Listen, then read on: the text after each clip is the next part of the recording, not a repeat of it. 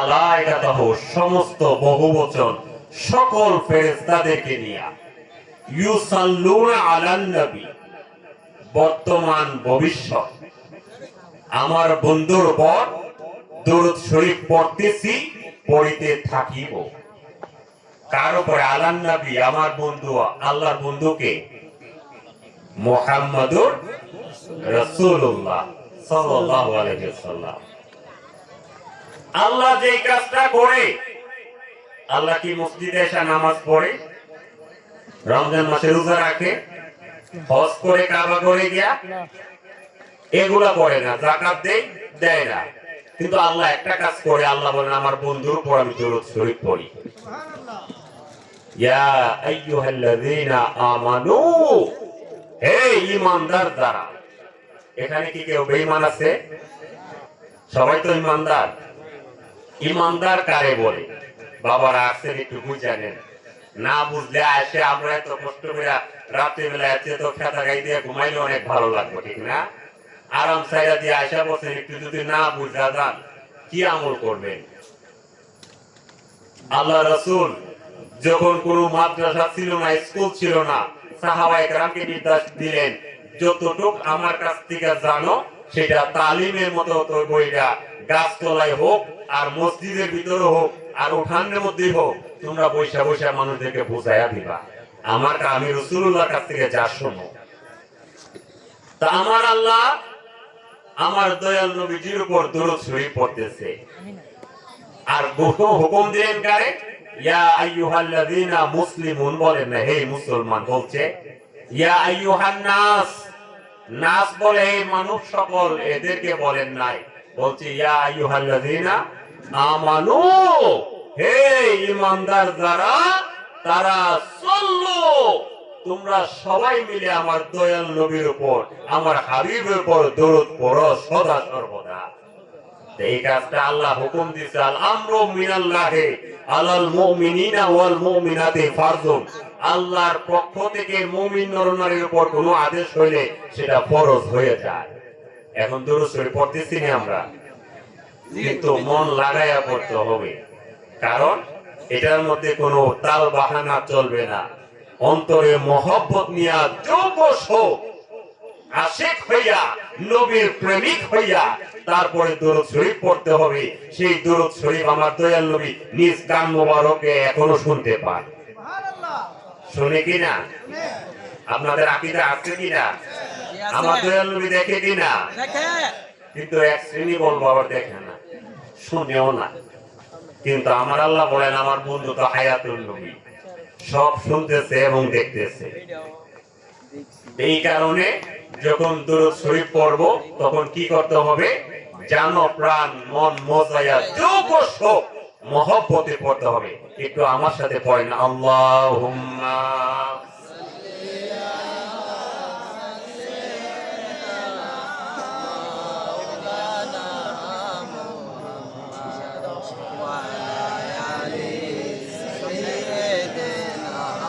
মাওলানা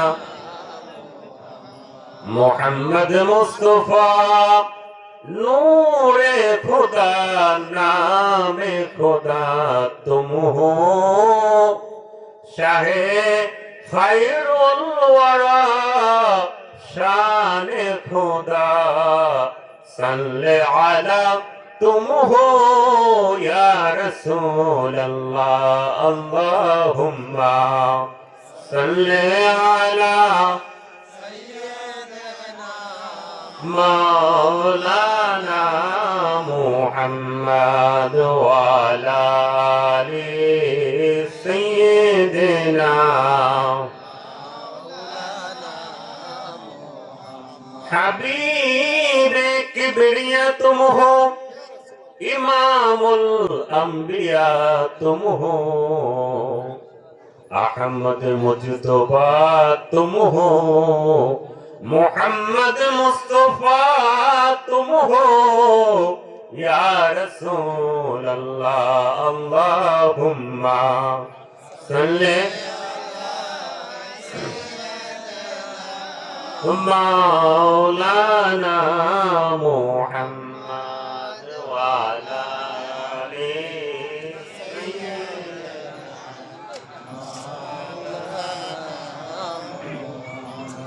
বাজার এই ছিল দরুদ শরীফ। আমি আয়সা যদি আপনাদের কাছে জিকির করি, দরুদ শরীফ অনেকক্ষণ ধরে পড়তে পারবো, ইবাদত হবে, মোহব্বত হবে, হবে না? কিন্তু আসছেন কষ্ট করে, কয়েকটা কথা তো জানা দরকার আছে। আল্লাহ পাক কোরআনে কি বলেন, আমার দয়াল নবী হাদিসে পাকে কি বলেন, কিছু যদি না নেন তাহলে বলবেন যে আসলাম দরুদ শরীফ তো আমি শুয়ে শুয়েও পড়তে পারতাম। কারণ জানেন না আপনারা দরুদ শরীফ পড়া যায়।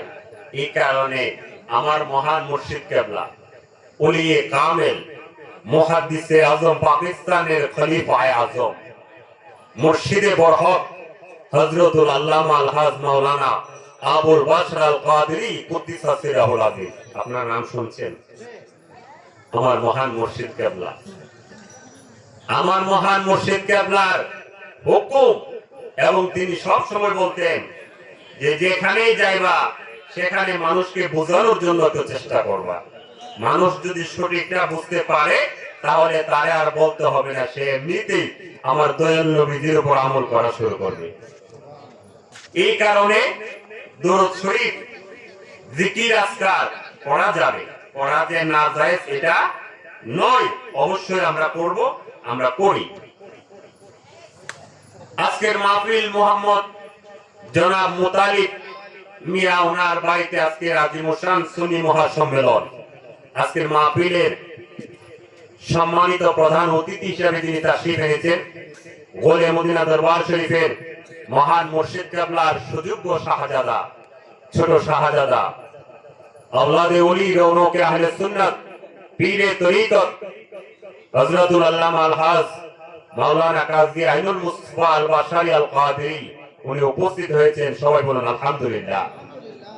কিছুক্ষণের মধ্যে তিনি তাশরীফ আনবেন। আপনারা খুশি না বেজার? আওয়াজে মনে হয় খুশি হন নাই? আওলাদে ওলি তাশরীফ এনেছেন, আমরা খুশি।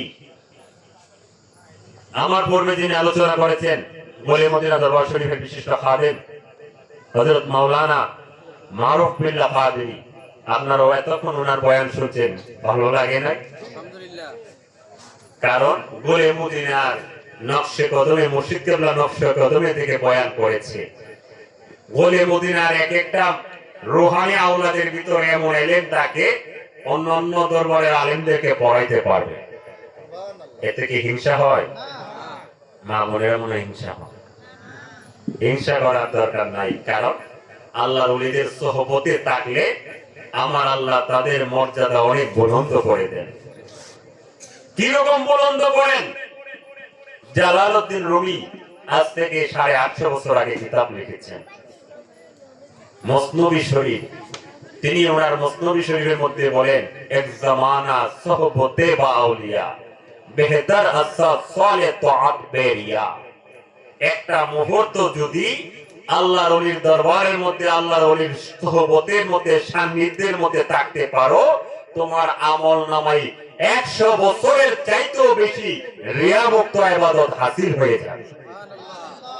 আমার কথা নয়, জালালউদ্দিন রুমি ফতোয়া দিলে জালালউদ্দিন রুমি গিয়ে দেন, কাফের বলে ওনারে বলেন। আমি বলছি জালালউদ্দিন রুমি বলছেন। কেন? এখন দেখা যায় মসজিদের মধ্যে যায় মানুষ নামাজ পড়ার জন্য লোক দেখানো, ঠিক না? দেখে যে পাঁচবর্ষা পর্দান্না সাহেব আসছেন, নামাজ শেষ করে বাহিরে চলে গেল, আরো 2 টাকাতে নামাজের নিয়ত বাঁধে, আর পাঁচবর্ষা দেখো আমি যে নামাজ নেই, ঠিক না? আবার কিছু মুসল্লি আছে নামাজ পড়িয়া গিয়া ফজরের ওয়াক্ত বলেন, যে ওয়াক্তে বলেন, মসজিদের মধ্যে থেকে বের হয়ে সাইস্টলের মধ্যে গিয়া বসবো, বসে একটা তসবিহ লইব, পড়ুক আর না পড়ুক আঙ্গুল ঘুরাইতেছে, তসবির দানা উঠাইতেছে, পালাইতেছে। আবার এই একটা চা দাও, চাও খাইতেছে। পাশে যদি কাউরে দেখে, এই বেটা নামাজ পড়স না, দূরে যা, দূরে গিয়ে সর।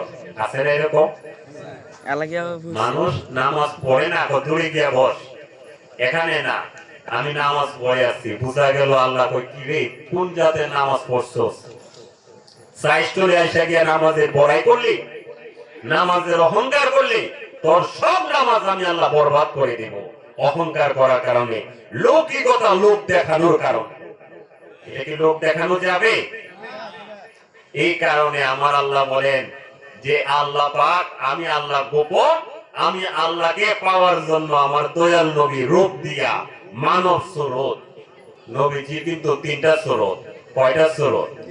আউয়ালু হাক্কি, সানি সানি মালাকি, সালিস বাশারি। তাফসীর রুহুল বয়ানের মধ্যে ইসমাইল হাক্কি বরজি রাহমাতুল্লাহ আলাইহি বলেন, আল্লাহর হাবিব দু জাহানের বাদশা তিন সুরত। আউয়ালু হাক্কি, সানি মালাকি, সালিস বাশারি। আল্লাহ পাকের কাছে আমার বন্ধু, আমার দয়াল নবী আমি আল্লাহর কাছে হাক্কি রূপে আছে। ফেরেশতাদের কাছে ফেরেশতারা তাদের রূপে মানে, তাদের রূপ দিয়ে আমি আল্লাহ ফেরেশতাদের কাছে রাখছি।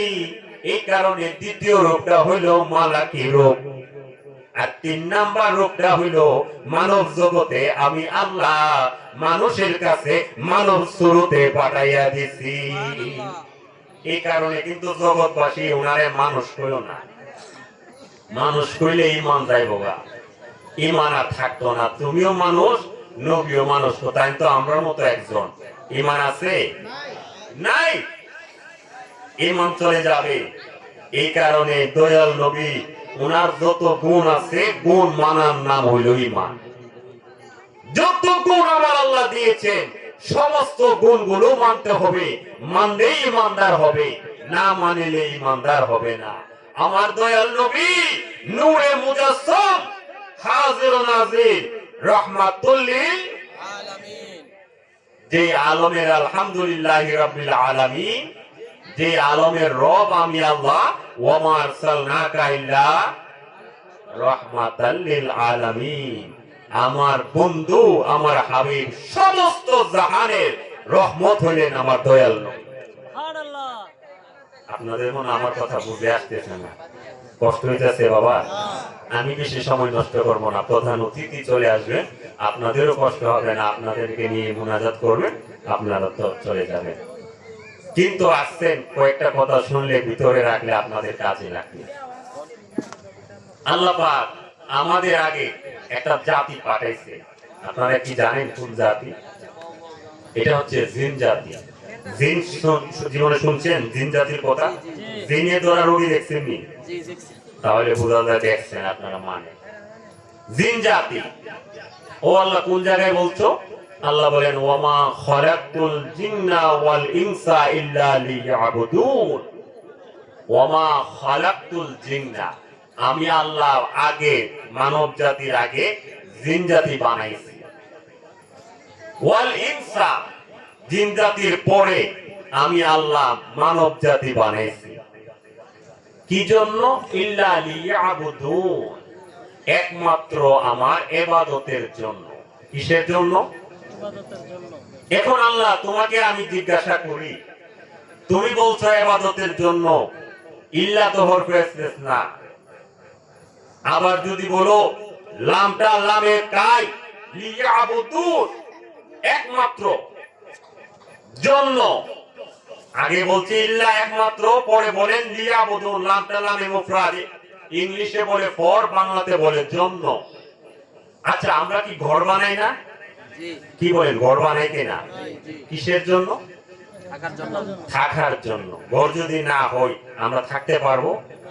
কি হবে? আমাদের কষ্ট হবে, কুয়াশাতে ভিজতে হবে, রোদ্রে পড়তে হবে, বৃষ্টিতে ভিজতে হবে, ঠিক না? কষ্ট হবে। ঘরের মুখাপেক্ষী আমরা, ঠিক না? ঘর না হলে আমরা থাকতে পারবো না, পারি না। আমরা ঘরের মুখাপেক্ষী, এই জন্য আমরা ঘর বানাই থাকার জন্য, নৌকা বানাই পারাপারের জন্য, ঠিক না? নৌকা না হলে নদীতে সাঁতরে যেতে হইব, আনাতে ডুবা মরতে হইব। নৌকাটা বানাইছে কিসের জন্য? তাহলে মানুষ নৌকার মুহতাজ, নৌকার মুখাপেক্ষী। নৌকা না হইলে পার হইতে। ও মাবুদ, তুমি দি বললা লিয়াবুদুন, ইবাদতের জন্য। তাহলে কি তোমার ইবাদত ছাড়া চলে না? তোমার কি ইবাদত বেশি দরকার? আমার আল্লাহ বলেন, তোমার বুঝার ভুল। তোমারে কে বলছে আমি ইবাদতের জন্য? আরে তুমি তো এক একটা নামাজ পড়লে আর তাইও তো পড়ো না। ফজর তো হলে আসর পর্যন্ত নাই খবর নাই, মাগরিব খবর নাই, এশা খবর নাই। আছে রোজা একটা রাখলে 10টা রাখে না। তুমি কি ইবাদত করবা? ইবাদত যদি আমি আল্লাহর দরকার থাকতো, তাহলে আমি আমার নূরের ফেরেশতা, পুত পবিত্র নূরের ফেরেশতা দিয়ে ইবাদত করায় নিতাম। আল্লাহ কেন বানাইলেন? আল্লাহ বলেন ইল্লা লিয়ারিফুনাল্লাহ, তাফসীর খুলে দেখো, আমি আল্লাহ মানব জাতি বানাইলাম আমার প্রেমের কারণে। জোরে জোরে বলুন সুবহানাল্লাহ। আল্লাহু আকবার। ইয়া রাসূলুল্লাহ, ইয়া মাওলানা, সুন্নি মহাসম্মেলন জিন্দাবাদ জিন্দাবাদ। আমার আল্লাহ বলেন আমি প্রেমের কারণে মানুষ এবং জিন জাতি বানাইছি। এই মানুষ বানানোর আগে আমি জিন জাতি বানাইলাম। এই জিন জাতি আগুন দিয়া বানাইছি। কি দিয়া? না মাটি দিয়া, আগুন দিয়া। খালাক্তা, আল্লাহ জিন জাতি নিজেই বলেন খালাক্তানি মিনান নার। ইবলিসে বলছিল আল্লাহ আমারে বানাইছো আগুন দিয়া। আগুন দিয়া বানাইছে। জিন জাতির একটা আদি পিতা আছে। জিন জাতির কি আছে? আদি পিতা। সব মানুষকে আল্লাহ নিজ হাতে বানায়? কি বলেন? জিন জাতিরও একটা আদি পিতা আছে, তার নাম খামুস। আল্লাহ পাক তারে ৬০,০০০ বছর হায়াত দিয়েছে। কত হাজার বছর? ৬০,০০০ বছর। আমরা কেউ পাইছি ৬০,০০০ বছর? ৬০,০০০ বছর হায়াত পাইছি। তাদের মধ্যে কোনো নবী নাই, তাদের মধ্যে কোনো ওলি নাই, তারা আবেগ পর্যন্ত হইতে পারে। আবেগ। তাই সে কি করতো? তাদের মধ্যে যখন জিন জাতি বানাইয়া তারে দুনিয়া ছাড়তো, তার রাজত্ব করার জন্য তারে বাদশাহী দান করে। এই খামুস তার আদি পিতা এইভাবে ধারাবাহিক আসতে আসতে তার ৫ম নম্বর বংশধর বাদশাহ, তার নাম হইল খবিস। তার নাম কি হইল? ৫ম বংশধর। খামুস আদি পিতার ৫ম বংশধর এই খবিস। বাদশাহ খবিস তার এমন একটা অবস্থা বা তার এমন একটা ক্ষমতা, কারণ সেও তো বাদশাহ হয়েছে, সে দেখা যায় যে দিকে যায় সব উলট পালট করে ফেলে। আমাদের এলাকায় যদি মনে করেন নেতা থাকে, নেতার ছেলের বাপটা কি সাধারণ থাকে? একটু ফিটফাট বেশি না? যে দিকে নজর যাইব থাপা মাইরা লই আইব, ঠিক না? ডাইনে গেলেও লইব, বামে গেলেও। আমি কি ভুল বলতেছি বাবা? রাগ করেন না। খামোশ হইল আদি পিতা। তার যে খবিস, তার ৫ম বংশধর, তার এমন অবস্থা সারা পৃথিবীতে সে বিচরণ করে, যে দিকে নজর যায় সেই দিকে ধরে। হঠাৎ করে একটা সুন্দরী জিন্দের একটা মেয়ে, নাম হলো নীলবিষ। কি? নীলবিষ। খবিস নীলবিষে দেখে আইছে, কুমারী, অল্প বয়সের জিন্দের বাচ্চা। দেখার পরে খুব পছন্দ হয়েছে, তাপা মাইরা ধইরা লইয়া বাদশাহ দরবারে, রাজ দরবারে চলে আসছে। বাবা ভাই করলি কি? আরেকজনের মেয়ে ধইরা লইছ? ও বাবা ধইরা লইছে, আমি তারে পছন্দ হয়েছে, বিয়ে করবো। এখন রাজার তো একটা মান সম্মান আছে, ঠিক না? ফুতে যখন ধইরা লইছে, কি করা? দেখ নীলবিষে বিয়ে করাই দেয়। এই নীলবিষ আর খবিস দুইজনের বিয়া ওই এর বাপে করাই দিছে। করাই দেওয়ার পরে তাদের দুইজনের মধ্যে একজন হইছে, একটা বাচ্চা হইছে, নাম তার ইবলিশ। কি নাম রাখছে? কি? একটু খেয়াল করেন, আস্তে আস্তে বলতেছি, জিন্দের কিচ্ছার আজকে একটু শুনে যান। এই ইবলিশ ছোট অবস্থায়, তার বয়স মাত্র ২০০০ বছর। কত বছর? ২০০০ বছর। এই ইবলিশ যখন ২০০০ বছর, জিনদের মধ্যে এত মারামারি কাটাকাটি শুরু হয়ে গেছে। ২০০০ বছর আবার ভাইবেন না অনেক মুরব্বী হয়ে গেছে, আমাদের ২ বছরের বাচ্চা সমান। জিনদের ২০০০ বছরের যে বাচ্চাটা ইবলিশ, তার বয়সটা যেরকম আমাদের মনে করেন ২ বছরের বাচ্চাটা টাকুর টুকুর হাঁটে আর কিছু একটা কথা আব্বা দাদা দাদি বলতে পারে। এমন অবস্থায় যখন হয়ে গেল, তখন জিনদের মধ্যে মারামারি কাটাকাটি হয়ে গেল। আমার আল্লাহ বলেন, জিব্রাইল আমি আর জিন জাতি রাখবো না, তুমি এক কাজ করো, তোমার আমি ৬০০ নূরের পাখা দিয়েছি, ওই পাখা দিয়া বাইরে সব জিন মেরা দাও। এই জিন জাতির পরে আমি আরেকটা নতুন জাতি বানাইবো। কি কারণে তো বলছি না? প্রেমের কারণে। কি কারণে? আরে মানুষ বানাইলো আল্লাহ প্রেমের কারণে, প্রেমের ডুরি বান্দরে মন শোনে, প্রেমের ডুরি বান্দরে মন মুর্শিদের শোনে। মানুষ বানাইলো আল্লাহ প্রেমের কারণে, প্রেমের ডুরি বান্দরে মন নবীজির শোনে। খারাপ লাগে? এদিকে বললে লম্বা হয়ে যাবে, একটু এদিকে ঘটনাটা বলি।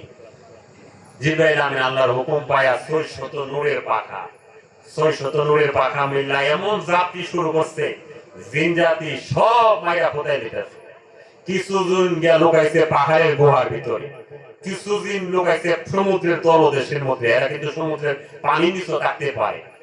কিছু জিন লুকাইছে মাটির নিচে, এইভাবে কিছু লুকাইয়া জান বাঁচায় পাচ্ছে, আর সব বাইরে মেরে দিতেছে।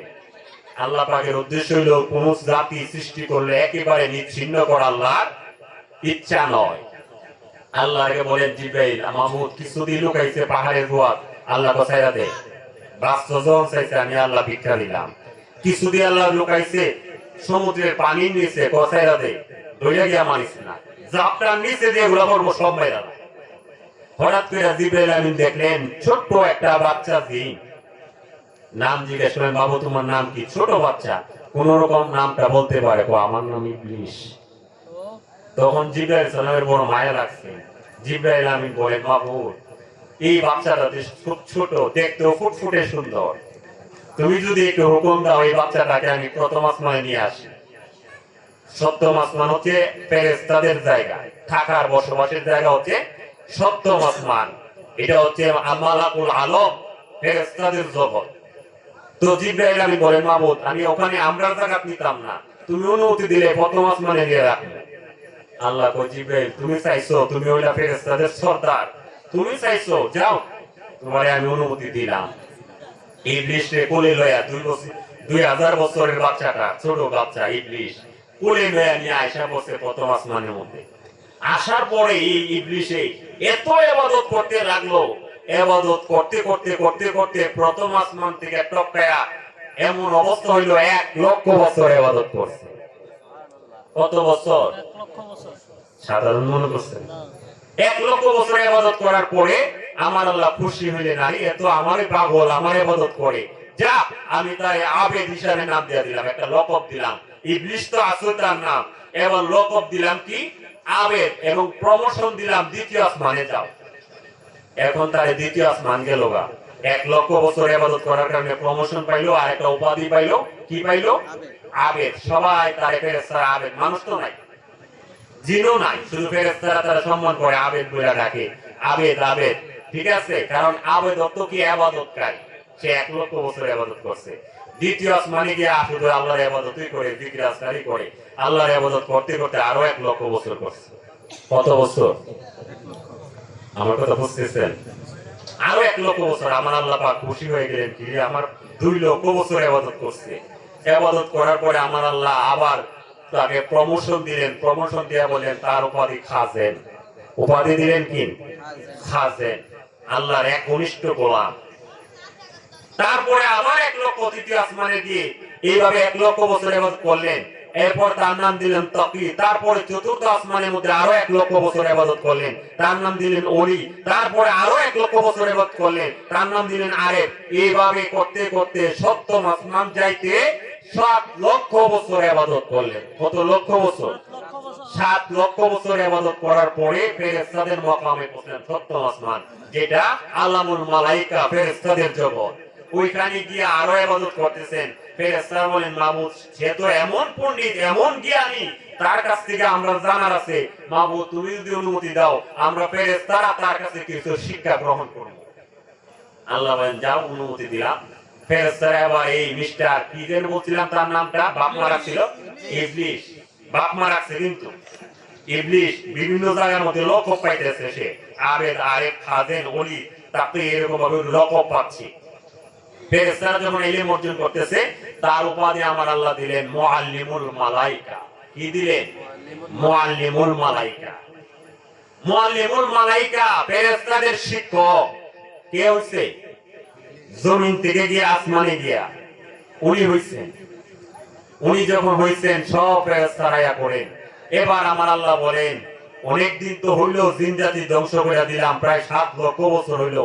জিবরাইল একটা কাজ করো, জমিন থেকে কিছু মাটি নিয়ে আসো। ইন্নী জাইলুন ফিল আরদি খলিফা, আমি জমিনের মধ্যে খলিফা প্রেরণ করব, আমার প্রতিনিধি পাঠাইব। কি পাঠাইব? আমার স্থলাভিষিক্ত প্রতিনিধি পাঠাইব। জিবরাইল আমিন মাটি নিতে আসলেন, আল্লাহর হুকুম পেয়ে জমিনের মধ্যে আসলেন।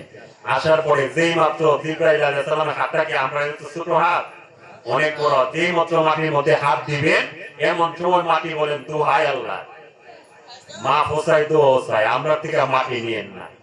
এই মাটি নিয়ে জানি আমরা কি করব? আমার আল্লাহর ইচ্ছে হচ্ছে মানুষ বানাইবো, খলিফা বানাইবো, ইন্নী জাইলুন ফিল আরদি খলিফা। এই খলিফা মূলত কে? বাশার মানুষ বানাইবো।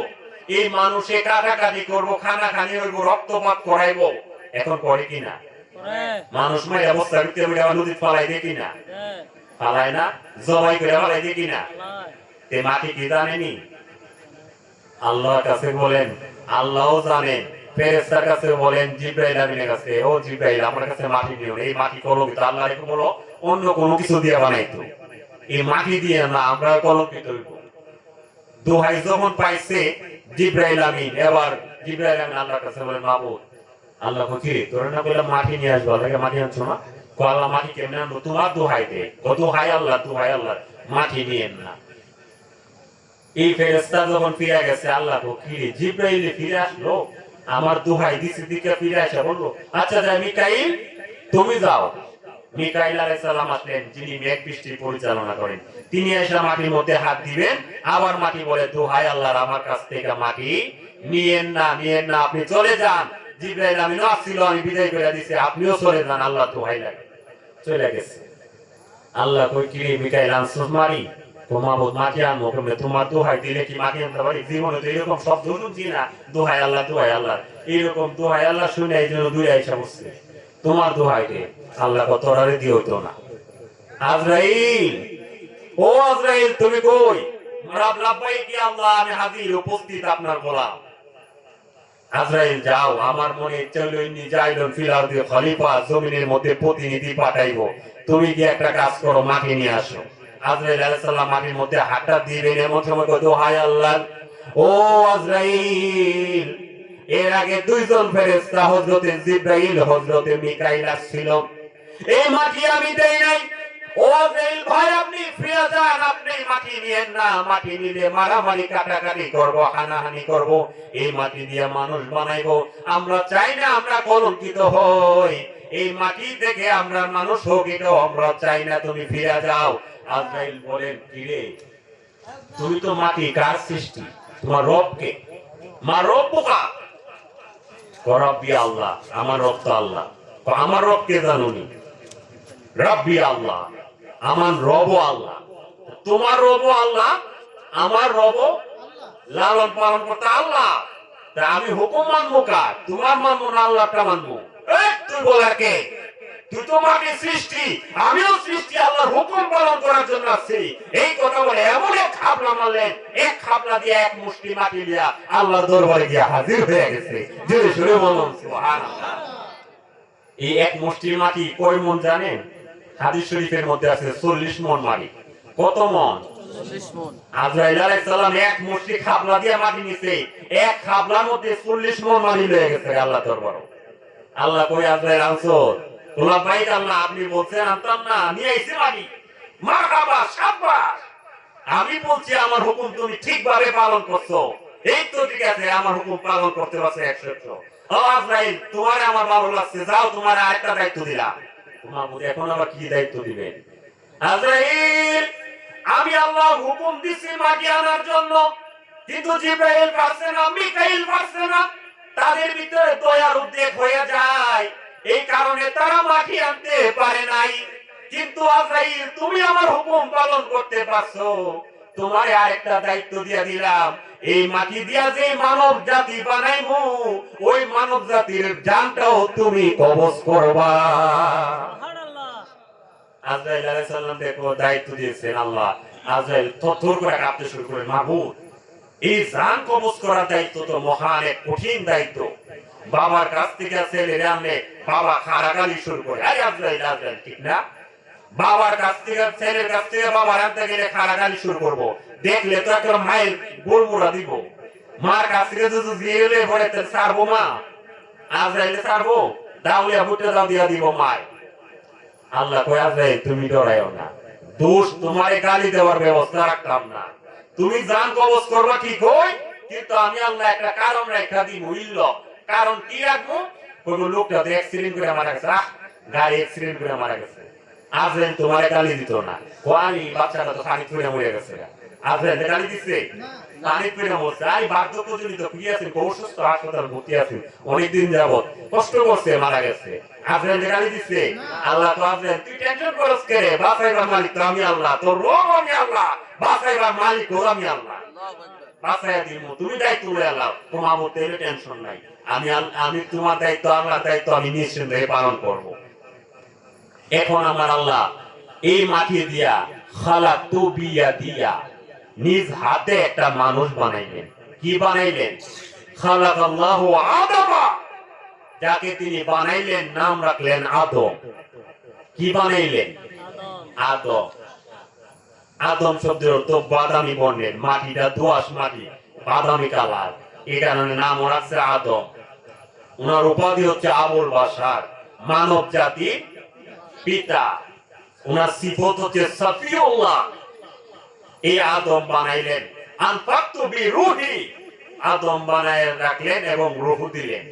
রূহ দেওয়ার পরে আমার আল্লাহ নাম শিক্ষা দিলেন, অনেক ইলম শিক্ষা দিলেন। দেওয়ার পরে ফেরেশতাদেরকে বলেন, ফেরেশতারা তোমরা বলো তো এগুলোর নাম কি, এগুলোর নাম কি? ফেরেশতারা বলে আমরা কিচ্ছু জানি না, তুমি যা শিখাও তাই জানি। আদম তুমি বলো তো দেখি। আদম বলে এটার নাম অমুক, এটার নাম কলা গাছ, এটার নাম আম গাছ, এটার নাম জাম গাছ, সব বলে দিছে। সব বলে দেওয়ার পরে বলেন ফেরেশতারা রে, আদম কিন্তু তোমরা থেকে জ্ঞানী। আদম কি? জ্ঞানী। এক কাজ করো, ফাসাজাদু, তোমরা সবাই সিজদা করো। ইসজুদু লিআদম, আদমকে সিজদা করো। এখন সিজদা করার হুকুম পাওয়ার পরে ফেরেশতারা সবাই আল্লাহর হুকুম পাইলেন, সঙ্গে সঙ্গে সিজদায় পড়ে গেলেন। কার কদমে? আল্লাহর কদমে। ফেরেশতারা তো আল্লাহ দেখে না, আল্লাহ তো গোপন, আল্লাহর আওয়াজ শুধু শুনে। সিদরাতুল মুনতাহা, আসমানের শেষ বর্ডার, ওইখান থেকে আওয়াজ শুনে ওই আওয়াজটাই হুকুমটাই পালন করে। আমার আল্লাহ ডেকে বলেন, ও ফেরেশতারা ইসজুদু লিআদম, আমার আদমরে তোমরা সিজদা করো। ফাসাজাদু, সব ফেরেশতারা সিজদা করে ফেলছেন, ইল্লা ইবলিস, কিন্তু একজন ইবলিস দুনিয়াতে মাপমা নাম রাখছেন, মুআল্লিমুল মালায়েকা, তাইকে করছে না, সিজদা করছে না। আমার আল্লাহ ডেকে বলেন, মা মানাকা আন তাসজুদা লিআদম, ও ইবলিস তোমারে কে মানা করলো, কে নিষেধ করলো সিজদা করার জন্য? আদম রে কেন সিজদা করলা না? ইবলিস ডেকে বলেন, মাবুদ 1 লক্ষ 2 লক্ষ নয়, 7 লক্ষ বছর ইবাদত করলাম তুমি আল্লাহর, তুমি আল্লাহরে দেখি না, জানি না, শুনি শুধু তোমার কদম। ও মাবুদ তোমার কদম যদি হয় তোমার কদমে সিজদা দিব, কিন্তু আদম রে আমি সিজদা দিব না।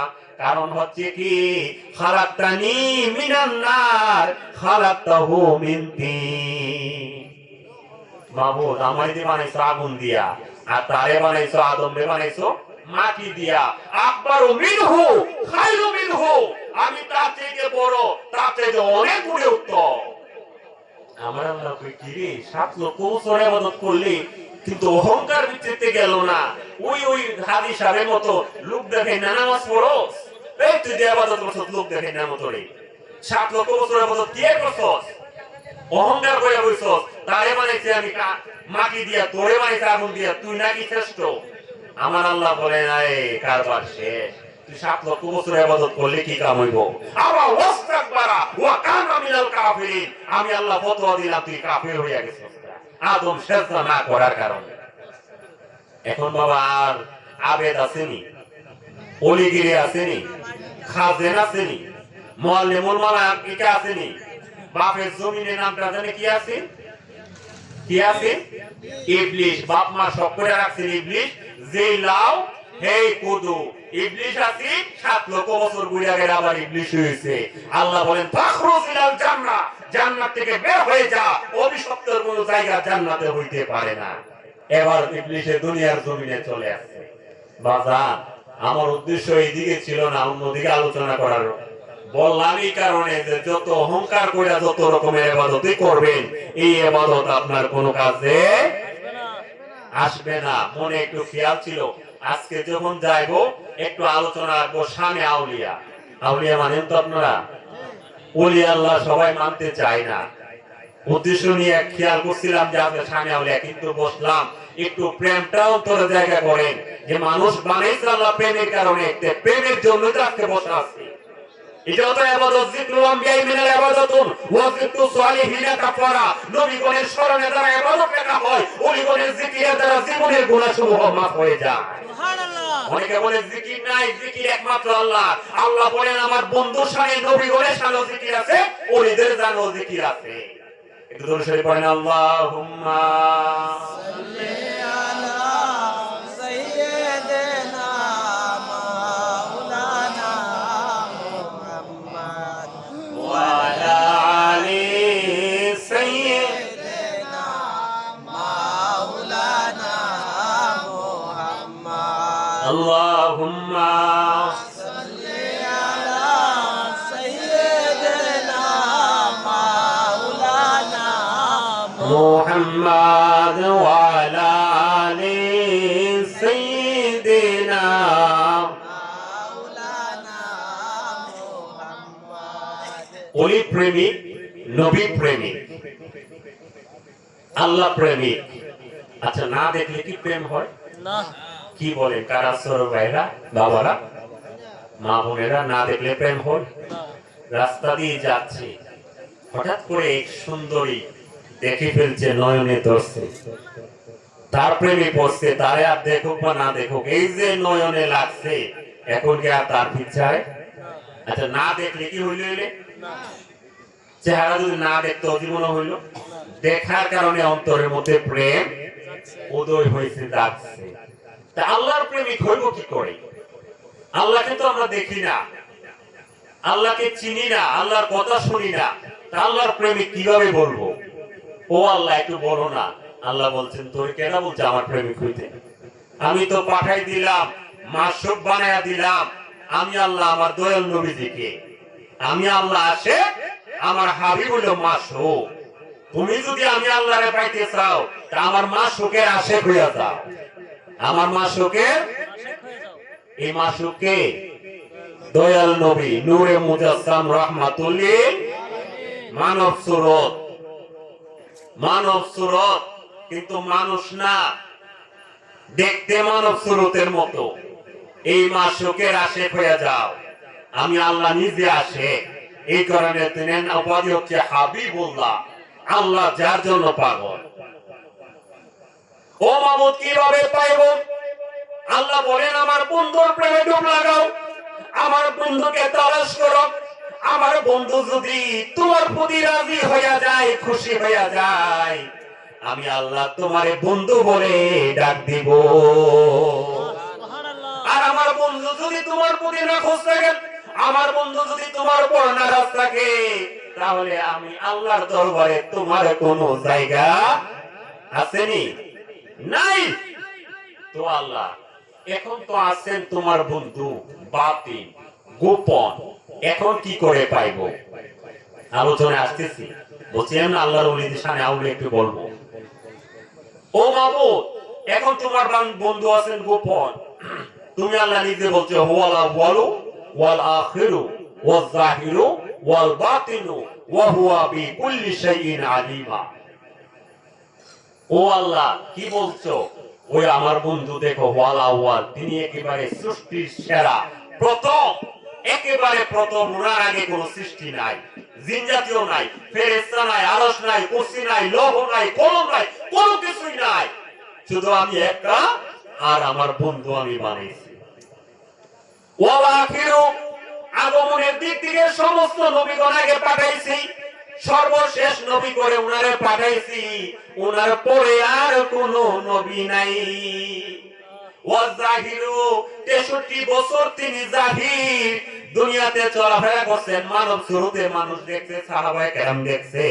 ওয়াল বাতিনু, এখন আছেন তিনি বাতিন, গোপন, এখন আর উনারে গেলে চোখে দেখা যাবে না জাহিরি ভাবে, কিন্তু বাতিনিতে দেখা সুযোগ আছে। তা আল্লাহ পাইবো কিভাবে তোমার বন্ধুরে?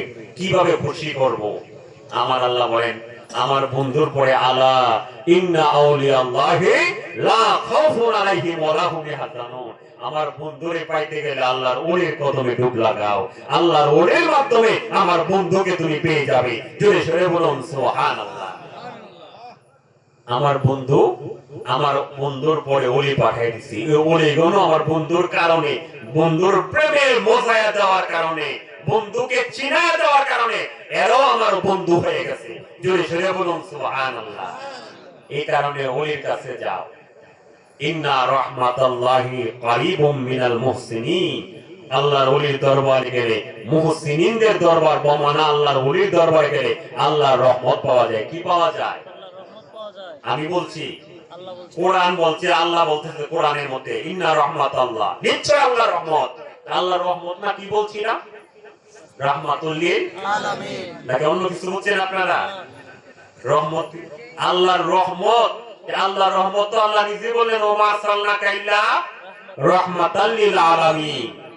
আমার হাবিব সারা জাহানের রহমত। আল্লাহ বলেন সেই রহমত যদি তুমি পাইতে চাও, আরে আছে তুমি তো অনুমানে ধরতে পারবা না। এই কারণে যদি পাইতে চাও আমার বন্ধু আল্লাহর ওলির দরবারে চলে যাও। ওই দরবারের মধ্যে গেলে আমার দয়াল নবীকে তোমরা পেয়ে যাবে, দয়াল নবীর নিদর্শন পেয়ে যাবে, দয়াল নবীর ঠিকানা তোমাদেরকে আল্লাহর ওলি বাতায়া দেবে। জোরে সরে বলুন সুবহানাল্লাহ। আরে যাহার প্রেমে মজি আছেন পাক রব্বানা, যাহার প্রেমে মজি আছেন নিদান কালের দয়াল নবী, নিদান কালের দয়াল নবী, যারে আমরা চিনলাম না, যাহার প্রেমে মজি আছেন পাক না, যাহার প্রেমে মজি আছেন। আল্লাহ মেরাজেরই দাওয়াত দিয়া নিলেন আল্লাহ বুরাক দিয়ায়ো, আল্লাহ মেরাজেরই দাওয়াত দিয়া নিলেন আল্লাহ বুরাক দিয়ায়ো। সুবহানাল্লাযী আসরা বলে, সুবহানাল্লাযী আসরা বলে কোরআনেতে ঘোষণা, যাহার প্রেমে মজি আছেন পাক রব্বানা, যাহার প্রেমে মজি আছেন পাক রব্বানা। বাবা খারাপ লাগতেছে না? যাইতে হলে, রহমত পাইতে হলে কোথায় যেতে হবে? মুহসিনিন আল্লাহর ওলির দরবারের মধ্যে। এই কারণে বায়াতে রাসূল আল্লাহর ওলির মাধ্যমে নিতে হয় বর্তমানে। কারণ আল্লাহর দয়াল নবী আমরা চোখে দেখি না, তিনি এখন বাতেন আছেন। ইন্নাল্লাযীনা ইউবাইউনাকা ইন্নামা ইউবাইউনাল্লাহ। নিশ্চয় আপনার হাতে যারা বায়াতে রাসূল নিল, বায়াত নিল হাবিব, নিশ্চয় তারা আল্লাহর হাতে বায়াত নিল। ইয়াদুল্লাহি ফাওকা আইদিহিম। আপনার হাতের মধ্যে আমি আল্লাহর কুদরতি হাত রয়েছে। জোরে সরে বলুন সুবহানাল্লাহ। এখন ওলি দরবারে কেন যাব? কেন যাব? আমরা নামাজ পড়বো, রোজা রাখবো, যাকাত দেব, হজ করব, এভাবে তো চলবে, ঠিক না? হুজুর কেন যাব? ওলির দরবারে যাওয়ার কথা তো আমরা দরকার নাই, আমরা তো মুসলমান, আমরা ইবাদত বন্দেগী করলে হবে। কিন্তু আল্লাহ তো বলছেন রহমত পাইতে গেলে কোথায় যেতে হবে? এখন কি আল্লাহর কথা মানবো না নিজের কথা? আবার যদি আমার মতো এরকম পাগড়ি টাগড়ি লাগায়া, এরকম টুপা টুপা লাগায় এসে বলে, এই খবরদার ওলিদের দরবারে যাবেন না, ওলিদের দরবারে শিরক চলে, ওলিদের দরবারে বদনামি হয়, তাহলে আপনি বলেন হুজুর কারটা মানতাম? আপনিও হুজুর, উনিও হুজুর, কারটা মানবো? মানদণ্ড দিয়া যায়। মানদণ্ড দাড়ি পাল্লা একটা হাতে রাখবেন। ওই দাড়ি পাল্লা যদি হাতে রাখতে পারেন হুজুর সহজে চিনতে পারবেন। মা বোনের একটু খেয়াল করেন, খালি হুজুর পাইলেই চামচ বাইরে আর মুরগির রাম দেওয়া না। এই মুরগির আর হুজুরের ভাত না দিয়া নিজে খাইবেন, আপনার পেটে যাইলে কিছু শান্তি পাইবে আত্মাটা। খালি ঠেললে হুজুর এতে লাইবেন, নিজে না খায়া কলিজাটা দেলাই না, দেশি মুরগা কলিজা, দেশি মুরগা খেয়ে রান দেওয়া না। বুঝা দিয়ে যেটা কাজে রাখবো আল্লাহ পাক খুশি হইব। সবাই দিলে আল্লাহ খুশি হইব? কি বলেন? সবাই দিলে খুশি হইব? যে ব্যক্তি বলবে আমার নবীজি আমার মতো মানুষ, তা সে তারে দিলে খুশি হবে? যে ব্যক্তি বলবে নবী গায়েব জানে না, যে ব্যক্তি বলবে হাজির নাজির না, নবী আমাদের মতো সাধারণ, তারে দিলে খুশি হইব? আপনারা মানদণ্ড পাল্লা রেখা দিবেন, দেখবেন যে তাই কোন জাতের। কারণ মাছি আছে না, মাছি চিনেন কি? একটা আছে কালা মাছি, দেখবেন যে বন বন বন বন করে, এটা দেখবেন যে গোবরের মধ্যে বসে, পচা জিনিসের মধ্যে বসে, আবার দেখবেন খাবার বলে খাবারের মধ্যে বসে থাকা, ঠিক না? আর মা মনে করতে গেছে কারণ তো গোবর বসা দেখে, ঠিক না?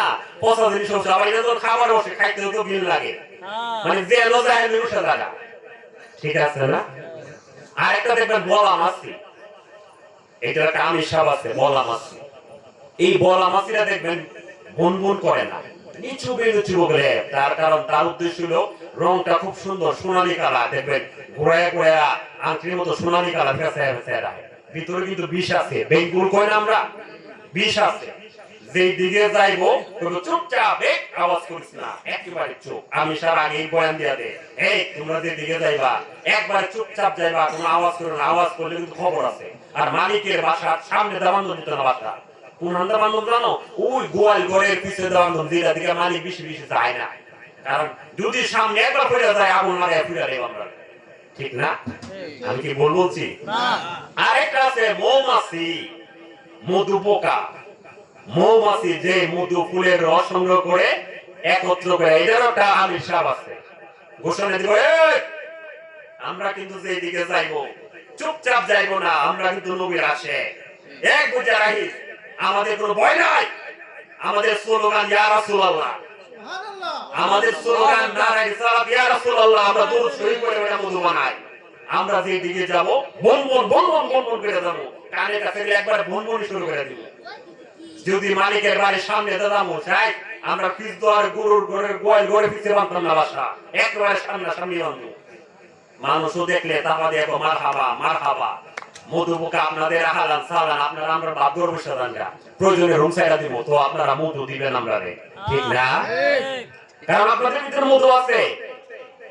ওই মাছির কথা বললাম, তিন মাছি, একটা হচ্ছে বলা মাছি, আর একটা হচ্ছে মধুমাছি, একটা হচ্ছে কালা মাছি। এই কালা মাছি হচ্ছে মুনাফিক, মুনাফিক এদিকেও আছে। ইয়া নবী সালামু আলাইহি ও আছে, আমরা আছি। আবার যদি ইয়া নবী না যায়, ও ঠিক ঠিক না যায়, দুই না যায় হারাম নিষেধ। ইয়া নবী নিষেধ করলেও তাই বড় আগ মারে, এই নিষেধ ঠিক আছে ঠিক আছে, আবার জায়েজ করলে বহাই জি জি আছে না, এরকম এটা মুনাফিক। আর একটা আছে বলা মাছি, ইয়া নবী সালাম আলাইহি বলতে ইয়া রাসূলুল্লাহ বলে করে সেই হয়ে গেছে, এই ইয়া রাসূলুল্লাহ বলে করে বুঝ না, এটা কারা বলা মাছি।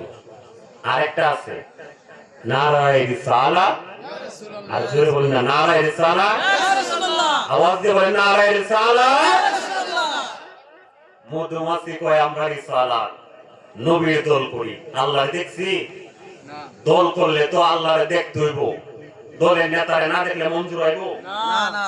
যত দিয়ে দলে করেন নেতার একবার দেখবার লেগে মন চায়, ঠিক না? তা আল্লাহ কয় এটা দুনিয়ার লাগে নিউজ মিলে মানুষ, তা আমার দয়াল নবী নূরের নবী, আমি আল্লাহ তো আমার নবীর দল করি। নারায়ে রিসালাত ইয়া রাসূলুল্লাহ, দলের স্লোগানটা কি? আমরা যে ধানের শীষ করি নৌকা করি, যারা নৌকা করে তারা কি বলে? তোমার আমার মার্কা নৌকা নৌকা, তোমার আমার মার্কা ধানের শীষ, যারা ধানের শীষ তোমার আমার নৌকা মার্কা লাঙ্গল লাঙ্গল, ঠিক না? স্লোগানের মাধ্যমে কি প্রকাশ পায়? দলের পরিচয় প্রকাশ পায়। আপনাদের প্রশ্ন হইতেছে? দলের পরিচয় প্রকাশ পায়। কাসেম ভাই আর আব্দুর রহমান ভাই, দুই ভাই দুই দলের, একজন গোলাপ ফুল মার্কা আর একজন সারকাপ মার্কা চেয়ারম্যান দাঁড়াইছে। উদাহরণ দিতেছি আর আপনাদের থাকলে আবার কেউ রাজা গেল না বলে আমার নামটা বললো। দুইজন বলতেছে একটা স্লোগান, বড় একটা স্লোগান আইতেছে, দূর থেকে তো আওয়াজটা ক্লিয়ার বোঝা যায় না, বোঝা যায় বোঝা যায় না। কাসেম ভাই কই দেখ দেখ তুই আমি দাঁড়াইছি কি হইছে, দেখ আমার কত বড় স্লোগান আইতেছে। কাসেম ভাই লোক দেখবে তোরা শান্ত শান্ত, ওই দেখ কত বড় স্লোগান আমার আইতেছে। কাসেম ভাই লোক রাখো মারহাবা মারহাবা, কাসেম ভাই জিন্দাবাদ, এমন একটা স্লোগান মারছে। আর আব্দুর রহমান ভাই দেখো চায় কাপ মাখা, হে দেখো বলেছে স্লোগানটা তো আমার, খুব বড় স্লোগান। দেখ দাবি করছে কয়জন? দুইজন দাবি করছে স্লোগান এটা আমার, আর আব্দুর রহমান ভাই স্লোগান এটা আমার। দূর থেকে তো বোঝা যায় না, কাছে আসার পরই স্লোগান মারতেছে তোমার আমার মার্কা গোলাপ ফুল মার্কা, কাসেম ভাইয়ের চরিত্র ফুলের মতো। যদিও রাস্তায় 27 মণ গম খাই নিছে, খাই না, এটা কি আর করবো বেটা? বেড়া দোল করে যদি মনে করবো আরে গম খাইতে দিয়েছে বাইরের চরিত্র একবার ফুলের মতো পবিত্র দল করছে দলের স্লোগান দিছে কাছে আয়সা যখন শুনছে আব্দুর রহমান ভাই একেবারে চেহারা কালো হয়ে গেছে দাবি করছিলাম আমার দল সার কাপ করবো কিন্তু কইছে না চেয়ারম্যান দাঁড়াইছে কাশিমের দল এটা কাশিম ভাইয়ের গোলাপ ফুল মার্কা স্লোগান দিয়েছে আচ্ছা বাবা বলেন তো মা বোনেরা বলেন তো দেখি যে এই যে আমরা পরিচয়টা আব্দুর রহমান ভাই নারাজ হইলো কাশিম ভাই খুশি হইলো কিসের দ্বারা স্লোগানের দ্বারা দল করে যার স্লোগান দেয় আমরা যে স্লোগান না দিলে বুঝবো কেমন আমরা কোন দলে এই কারণে আমরা বলি নারায়ে তাকবীর আল্লাহু আকবার নারায়ে রিসালাত ইয়া রাসূলুল্লাহ যখন স্লোগান মারে তখন এটা বোঝা যায় দয়াল নবীর দল এই দলের ঠিকাদারি এই দলের কান্দারি এই দলের নেতাদের ব্যবসা স্বয়ং আল্লাহ পাক নিজে ঘোষণা দিলেন লিউদখিলাল মুমিনিনা ওয়াল মুমিনাতি মুমিন নরনারী হওয়ার কারণে আমি আল্লাহ ডাইরেক্ট সরাসরি জান্নাতের মধ্যে দিয়া দেব জোরে জোরে বলুন সুবহানাল্লাহ তাকবীর আল্লাহু আকবার রিসালাত ইয়া রাসূলুল্লাহ হায়দারি আহলে সুন্নাত ওয়াল জামাত জিন্দাবাদ জিন্দাবাদ আল্লাহুম্মা সাল্লি সাইয়্যিদিনা মাওলানা মুহাম্মদ ওয়া আলা আলি সাইয়্যিদিনা মাওলানা মুহাম্মদ হুম্মা সাল্লি আলা সাইয়্যিদিনা মাওলানা মুহাম্মদ ওয়া আলা আলি সাইয়্যিদিনা মাওলানা মুহাম্মদ বাবা আমরা যেখান থেকে আসছি গোলে মদিনা দরবার শরীফে খাদেমদারি করে আসছি এখানে গোলে মদিনা দরবার শরীফের নাম কি সবাই কে কে শুনছেন একটু হাত তুলে তো দেখি গোলে মদিনা দরবার শরীফের নাম নারায়ে তাকবীর আল্লাহু আকবার নারায়ে রিসালাত ইয়া রাসূলুল্লাহ নারায়ে হায়দারি ইয়া মাওলা আলী সুন্নি মহাসম্মেলন জিন্দাবাদ জিন্দাবাদ আঞ্জুমানে গুলমদিনা দরবার শরীফ জিন্দাবাদ জিন্দাবাদ ও হাত নামা গোলে মদিনা দরবার শরীফ এটা ভৈরব উপজেলায় অবস্থিত উমানাতপুর গ্রামের মধ্যে যিনি এই দরবারের পীর মুর্শিদ ছিলেন তিনি ছিলেন মুহাদ্দিসে আজম পাকিস্তান সরদারাবাদ লাইফ শরীফ ওনার খলিফায়ে আজম ওলি কামেল হযরতুল আল্লামা আলহাজ মাওলানা আবুল বাশার আল কাদেরী কুদ্দিসা সিরহুল আজিজ সারা বাংলাদেশের মধ্যে ওনার 50টারও অধিক খানকা শরীফ আমি অধমও গিয়েছি উনি আবার আমার নানা জান কেবলা সারা বাংলাদেশ শুধু এই আমাদের নরসিংদী না একেবারে সুনামগঞ্জ তাহেরপুর বাদাঘাট বাজার একেবারে বর্ডার সাইড এদিকে আপনার বান্দরবন লামা উপজেলার মধ্যে খানকা শরীফ কুমিল্লাতে খানকা শরীফ হবিগঞ্জে খানকা শরীফ সিলেটের মধ্যে খানকা শরীফ এদিকে টাঙ্গাইল মধুপুর মির্জাপুর তরফপুর খানকা শরীফ এদিকে শরীয়তপুর খানকা শরীফ এইভাবে 50টারও বেশি খানকা শরীফ আছে কেন দিলেন আল্লাহর ওলিগণ খানকা শরীফ কেন তৈরি করেন কেন বানান একটাই মাত্র উদ্দেশ্য ঈমান পাওয়ার জন্য মসজিদও বানান ওনার তৈরি অনেকগুলো মসজিদ হবিগঞ্জে আছে মসজিদ নরসিংদীতে অনেকগুলো আছে শরীয়তপুরের মধ্যে মসজিদ আছে মাদ্রাসা আছে টাঙ্গাইলে মাদ্রাসা আছে মসজিদ আছে শুধুমাত্র খানকা শরীফে না মসজিদ মাদ্রাসা ওরা নির্মাণ করেন কিন্তু কারণটা কি একটাই কারণ এখানে ঢুকলে ঈমান নিয়ে কবরে যাবে সুবহানাল্লাহ কারণ খানকা শরীফের মধ্যে ঈমানের কথা বলা হয় এখন বলবেন ঈমানি এটা আবার কি কথা আর ঈমানি কথা এইভাবে না বুঝলে বুঝবেন দয়াল নবীজির শান ও মানের কথা বলা হয় আমার দয়াল নবীকে দিকে যত সম্মান আমার আল্লাহ দিবেন এই সম্মান এই খানকা শরীফগুলোতে বর্ণনা করা হয় এমনটা না যে বলতেছি আমি যে আমাদের খানকা শরীফ সব যত আল্লাহর ওলি যত খানকা শরীফ কাদরিয়া তরিকার বলেন চিশতিয়া তরিকার বলেন নকশবন্দি বলেন মুজাদ্দিদি বলেন যত আল্লাহর ওলি আছেন ওনারা খানকা শরীফ জায়গায় জায়গায় তৈরি করেন আস্তানা কেন বানান একটা উদ্দেশ্য আমার ভক্তরা ওইখানে গেলে ঈমানের গন্ধ পাবে এখানে গেলে সঠিক একটা মানুষ গেলে সঠিক আকীদা পাবে এই আকীদা নিয়ে চলতে পারলে আল্লাহর মারিফত আমি আগে বলেছিলাম আল্লাহ কি জন্য বানাইছো আল্লাহ বলেন প্রেমের কারণে আমার আল্লাহর প্রেম শিক্ষা দেওয়া হয় আল্লাহর পরিচয় সেখানে লাভ করাই দেওয়া হয় জোরে জোরে বলুন সুবহানাল্লাহ সুবহানাল্লাহ গাউসে পাক আব্দুল কাদের জিলানী উলি কুলের সম্রাট মাহবুবে সুবহানী, কুতুবে রাব্বানী, গাউসে সামদানি, মুহিউদ্দিন আব্দুল কাদের জিলানী, নাম শুনছেন?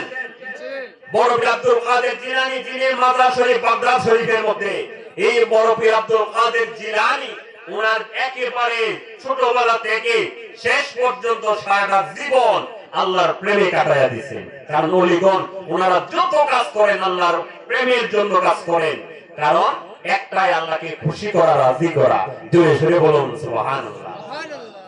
গাউসে পাক আল্লাহর ওলিগণের নজরের মধ্যে এমন তাসির আছে, निगाहे ओलियों में किया तासीर देखी, बदौलती हजारों की तकदीर देखी। আল্লাহর ওলিদের নজরের মধ্যে এমন তাসির রয়েছে, হাজার হাজার তাকদীর পরিবর্তন হয়ে যায়। সুবহানাল্লাহ। এইজন্য ওলিদের কাছ থেকে লুকাইবেন না, ওলিদের কাছে যাবেন। আজকে যিনি আমাদের মধ্যে প্রধান অতিথি হিসেবে তাশরীফ এনেছেন আওলাদে ওলি, উনি বর্তমানে এখন মদিনী পীর সাহেব কেবলা। ওনার দিকে তাকাইলেও তো আমাদের গুনাহ মাফ হবে, হবে কি না? আওয়াজ মনে হবে না? আরে আমার দয়াল নবীজি বলছেন, উনি তো একটা আলেম, তো আজ উনি বাদ দিলাম আলেম, তো আন-নাজরু ওয়াজহিল আলিমি ইবাদত। আমার দয়াল নবী বলেন আলেমের চেহারা দিকে তাকাইলে ইবাদত হয়। ওয়া ইয়াতাকাল্লামু মাআহু, ওনার সাথে কিছু কথা বললে ইবাদত হয়। ওয়াল জুলুসু মাআহু, ওনার সামনে বসা থাকলে ইবাদত হয়। ওই আলেমটা আমার বুঝতে হবে কোন আলেম, নবীওয়ালা আলেম, ওলিওয়ালা আলেম। নবীওয়ালা ওলিওয়ালা আলেম যদি হয়, ওনার সামনে বসবেন, কথা বলবেন, সাক্ষাৎ করবেন, এতে আপনার জীবনের সগীরা গুনাহগুলো মাফ হয়ে যাবে। আমার কথা না, দয়াল নবীজির কথা। আমার দয়াল নবী যে হাদিস শরীফের মধ্যে ফরমায়েছেন, উনি এসেছেন গুলমদিনা দরবার শরীফ থেকে, ওনার জমান মুবারক থেকে আপনারা শুনতে পারবেন। ওনার জমান মুবারক থেকে না, আল্লাহর ওলির দরবার থেকে প্রতিনিধিত্ব হয়ে উনি আজকে এই জমিনের মধ্যে এসেছেন। ওনার চেহারা দেখবেন, ওনার কথাগুলো শুনবেন, আপনাদের অন্তরের মধ্যে ধাক্কা লাগবে। কারণ আল্লাহর ওলিগণের দরবারে বসলে, ওলিদের সান্নিধ্যে বসলে কলবের মধ্যে পরিবর্তন হয়, কলবের মধ্যে তাসির পয়দা হয়। এই তাসির দ্বারা আপনার যে পরিবর্তন হবে, এটা যে আত্মশুদ্ধি হবে, আপনি আল্লাহর মারফত হাসিল করতে পারবেন। জোরে জোরে বলুন সুবহানাল্লাহ।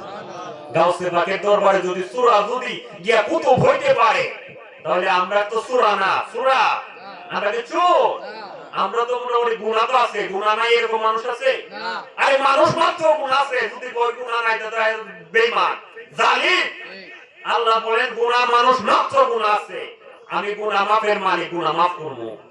গুনাহ তো থাকবো, গুনাহ ছাড়া তো মানুষ নাই। নিষ্পাপ মানুষ আছে?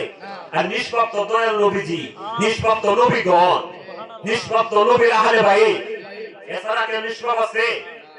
আল্লাহর ওলিগণ মাহফুজ। আল্লাহর ওলিগণকে যদি বলি আমরা দেখুন ওনারও গুনাহ আছে, তাহলে কি আছে? আপনি যদি আপনার প্রিয় মুর্শিদকে বলেন, প্রিয় মুর্শিদ আপনারও গুনাহ আছে, আমারও গুনাহ আছে, তাহলে কি আর থাকলো? আপনার ফিরানি গেল গা। প্রিয় মুর্শিদ আল্লাহর ওলিগণ মাহফুজ। আল্লাহর ওলিগণকে আমার আল্লাহ কখনো অসম্মানী করেন না, এবং ওনার গুনাহ হাসরের মধ্যে দেখবেন না, থাকলেও দেখাবেন না। কারণ ওনারা মাহফুজ, আল্লাহ সংরক্ষণ করেন, গুনাহ থেকে বাঁচায়া রাখেন। গুনাহ থেকে কি করেন? গুনাহ হইতে দেন না আল্লাহর ওলিগণের দ্বারা। তাহলে শুনেন, আমি একটা কথা বলি। আবু সুফিয়ান সাউরি, হযরত সুফিয়ান সাউরি জগৎ বিখ্যাত একজন আলেম। ওই সুফিয়ান সাউরি একজন মসজিদের মধ্যে জুমার নামাজ পড়াবেন। সাউরি কেন বললেন? কারণ সাউরি শব্দের অর্থ কি জানেন? বলদ। আমরা বলদ চিনেন? যেটা ষাঁড় না, যেটা ষাঁড় গরু না, মানে ষাঁড়ের মধ্যে একটা আরেকটা আছে বলদ, ঠিক আছে? ওই বলদ, বলদ আমরা তো সাধারণত মানুষ বেকলের মতো কাজ করলে বলদের বলদ বলি না, বলদ বলে। হযরত সুফিয়ান সাউরি শব্দের অর্থ বলদ। সাউরি কেন বলবো? হযরত সুফিয়ান সাউরি উনি যখন জুমার নামাজের জন্য যাচ্ছেন, উনি ভুল ক্রমে মসজিদের মধ্যে ডান পা আগে না দিয়া বাম পা আগে দিচ্ছেন। আমার আল্লাহ সঙ্গে সঙ্গে বলেন, এই সুফিয়ান সাউরি, এই সুফিয়ান সাউরি, বলদের মতো তুমি চললো না, ডান পাটা তুমি আগে দাও। ভুল হইছে? ওলিগণকে ভুল করাইছেন? আমার আল্লাহ শুধুমাত্র একটা মসজিদে যাওয়ার জন্য একটা ভুল হইতে ছিল, উনি ভুল থেকে বাঁচাইয়া দিলেন। সুফিয়ান সাউরি বেহুশ হয়ে জমিনে পড়ে গেছে। ওঠার পরে বলেন, হুজুর আপনি জুমার নামাজের সময় মসজিদে ঢোকার সময় বেহুশ হয়ে গেছেন, কারণটা কি? সুফিয়ান সাউরি বলেন, এই আমার মুরিদরা রে, তোদের সাথে কথা বলতে গিয়ে আমার বাম পাওটা আগে গেছে মসজিদ, এই কারণে আমার আল্লাহ ডাক দিয়ে বলেন, সুফিয়ান সাউরি বলদের মতো না, সাউরি বলদের মতো চলল না। এই কারণে আমার আল্লাহ ডাক দিছে বলদের মতো না চলতাম, আমি আল্লাহ ডাক শুনে বেহুশ হয়ে গেছি গা। জোরে সরে বলুন সুবহানাল্লাহ। এই কারণে ওনার নামে ছিল সুফিয়ান সাউরি। আল্লাহ ওলিগণকে দিয়ে আমার আল্লাহ সহজে গুনাহ করায় না, ওনাদেরকে হেফাজত রাখে। জোরে সরে বলুন সুবহানাল্লাহ। আমার গাউসে পাকের দরবারে সূরা যদি কুতুব হয়, আমরাও হইতে পাই। গাউসে পাক ওলিগণের নজরের মধ্যে এমন তাসির রয়েছে, মরা মানুষ জিন্দা হয়ে যায়। আপনারা শুনেন নাই? পাগল কান্দিস না আর গাছ তোলাই, গাউসে পাকের নাম জপিলে আল্লাহ পাওয়া যায়। পাগল কান্দিস না আর গাছ তোলাই, গাউসে পাকের নাম জপিলে। কষ্ট লাগতেছে? একটু বলেন না আমার সাথে। পাগল কান্দিস না আর গাছ তোলাই, গাউসে পাকের নাম জপিলে আল্লাহ পাওয়া যায়। আমার গাউসে পাকের নাম জপিলে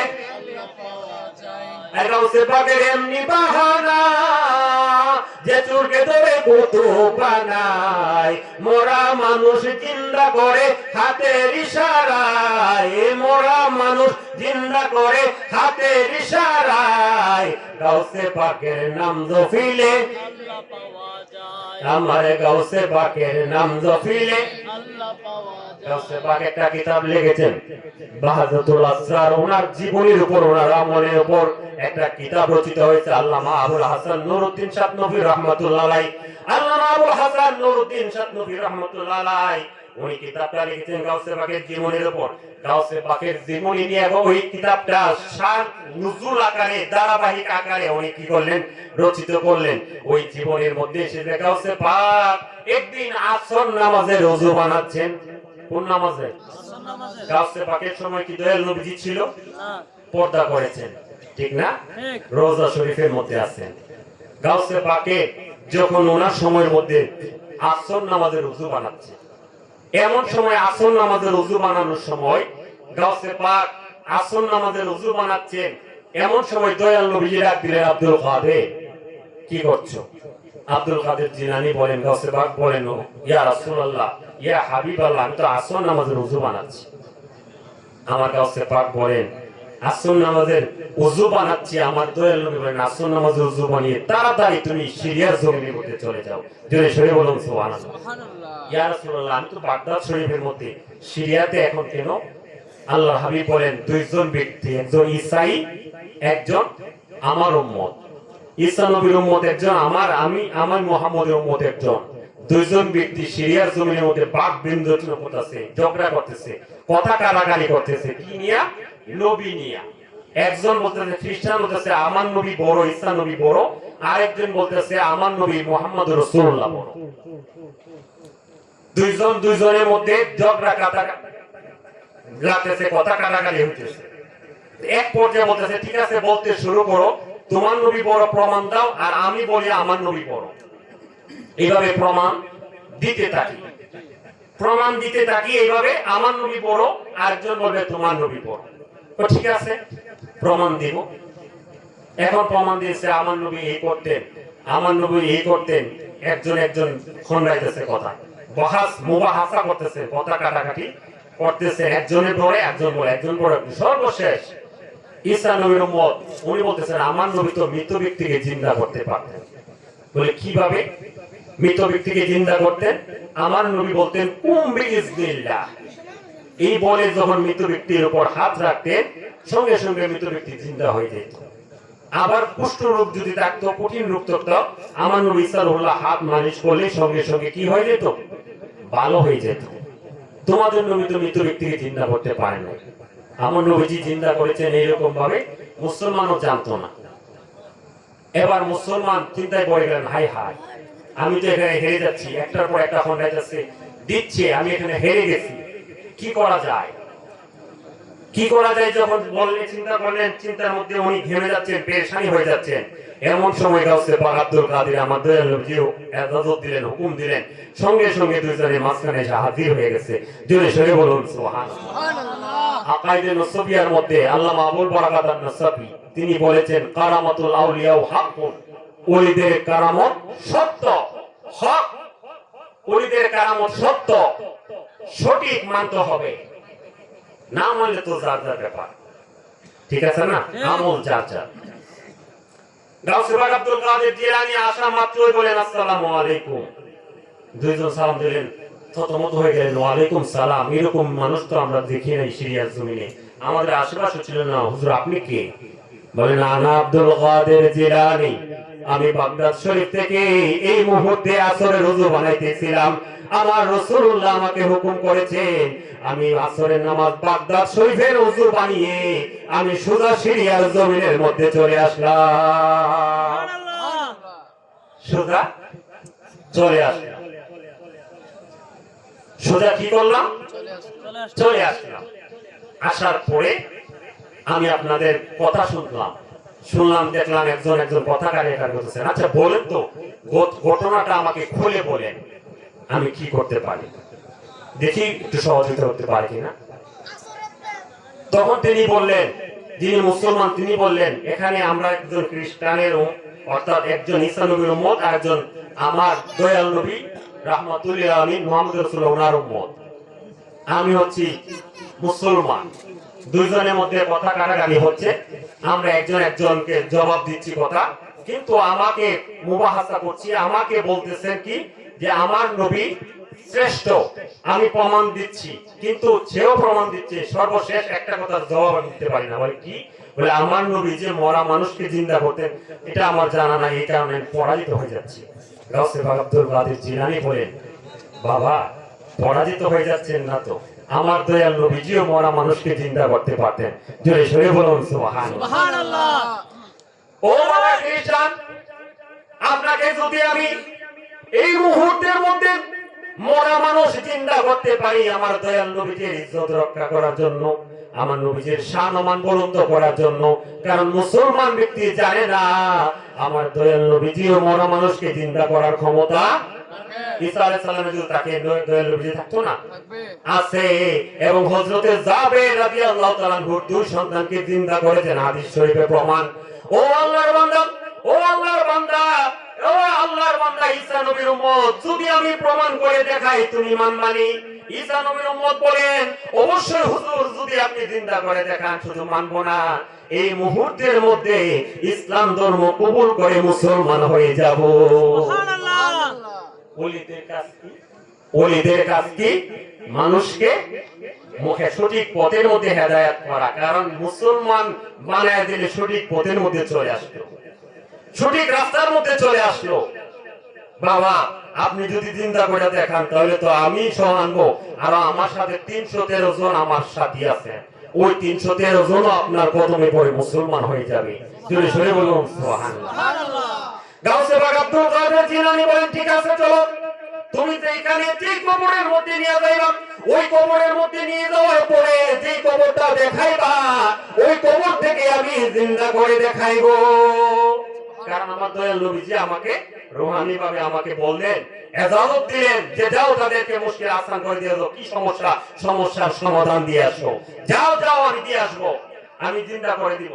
তখন এই খ্রিস্টান বলেন, এমন এক কবরের মধ্যে যাব যেই কবরের মধ্যে মানুষ আছে কি নাই সেটাও বুঝতে পারবে না। কেমন চিন্তা দেখেন, পরাজয় করার জন্য কেমন চিন্তা।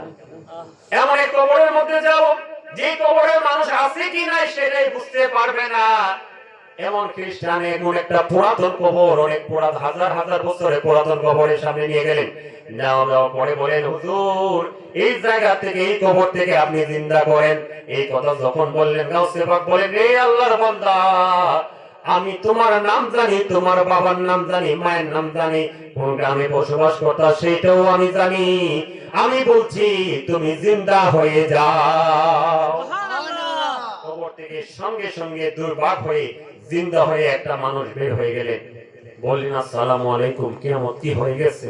আমি তো কবরের মধ্যে ছিলাম। বাবা কিয়ামত হয় নাই, আমার দয়াল নবীজির শান রক্ষা করার জন্য, আমার দয়াল নবীজির উম্মতের ঈমান রক্ষা করার জন্য আমি তোমাকে জিন্দা করলাম। জোরে সরে বলুন সুবহানাল্লাহ। নারে তাকবীর, আল্লাহু আকবার, নারে রিসালাত, ইয়া রাসূলুল্লাহ, নারে হায়দারি, ইয়া হায়দারি আহলে সুন্নাত ওয়াল জামাত জিন্দাবাদ জিন্দাবাদ। আমি আমার নবীর উম্মতের ঈমান রক্ষা করার জন্য এসেছি, আমি এই জন্য জিন্দা করেছি। হুজুর আমাকে যখন জিন্দা করছেন আমারে দেখতেছেন কি অবস্থা, লাশটা ছিল ব্যতিক্রম, নাভি থেকে মাথা পর্যন্ত ছিল একরকম, আবার নাভি থেকে পা পর্যন্ত ছিল একরকম। কিরকম? নাভি থেকে মাথা পর্যন্ত ভালো, সম্পূর্ণ ভালো সুস্থ, নাভি থেকে মাথা পর্যন্ত আগুনের কয়লা রাঙা হয়ে গেছে। গাউসে পাক বলেন আল্লাহর বান্দারে এরকম কেন হইল? হুজুর আমি যখন জীবিত ছিলাম, আমি বিবাহ করার পরে আমার বউয়ের কথা শুনে, স্ত্রীর কথা শুনে আমার মাকে একটা লাঠি মেরেছিলাম। এই কারণে আমি আবার পরহেজগার ছিলাম, দিনদার ছিলাম, আমি ইমানদার ছিলাম।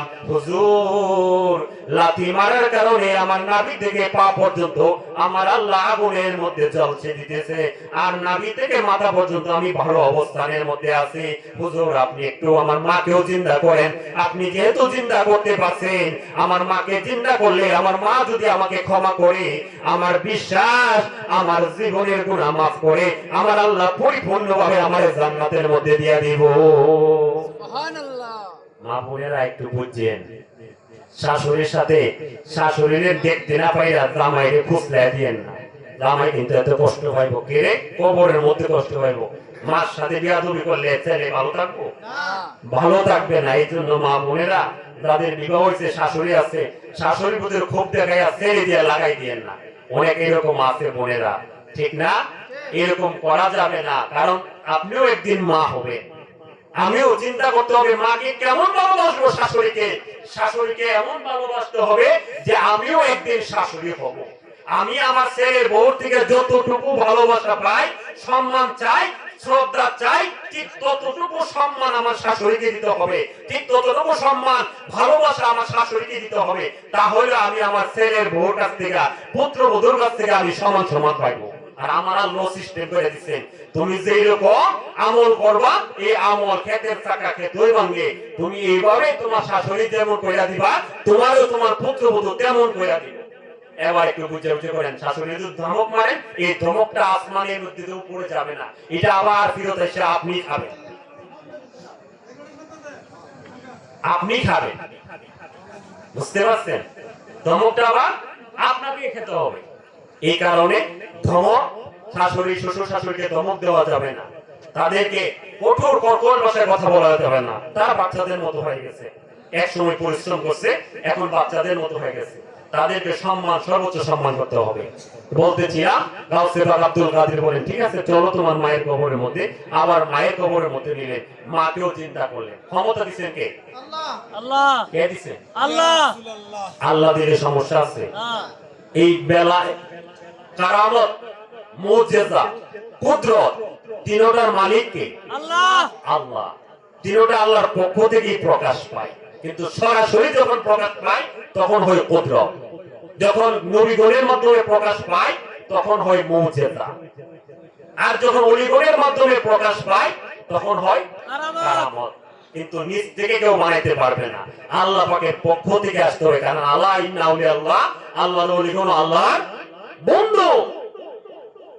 আমার কাছে পাক আব্দুল কাদের জিলানী এবার চিন্তা করে দিলেন, মায়ের কাছ থেকে ক্ষমা নিয়ে আবার দুইজনকে কবরের মধ্যে রাখলেন।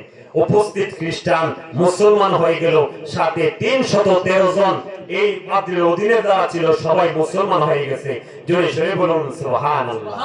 আল্লাহুম্মা সাল্লি আলা সাইয়্যিদিনা মাওলানা মুহাম্মদ ওয়া আলা আলি সাইয়্যিদিনা মাওলানা মুহাম্মদ। মৌত নিদান কালের মন, মৌত নিদান কালের মন, দেখবি জগৎ অন্ধকার, সময় থাকতে নূর নবীজির নামটি করো আর, সময় থাকতে নূর নবীজির নামটি করো মৌত নিদান কালের মন, মৌত নিদান কালের মন, দেখবি জগৎ অন্ধকার, সময় থাকতে নূর নবীজির নামটি করো সার, সময় থাকতে নূর নবীজির আজরাইল আসিলে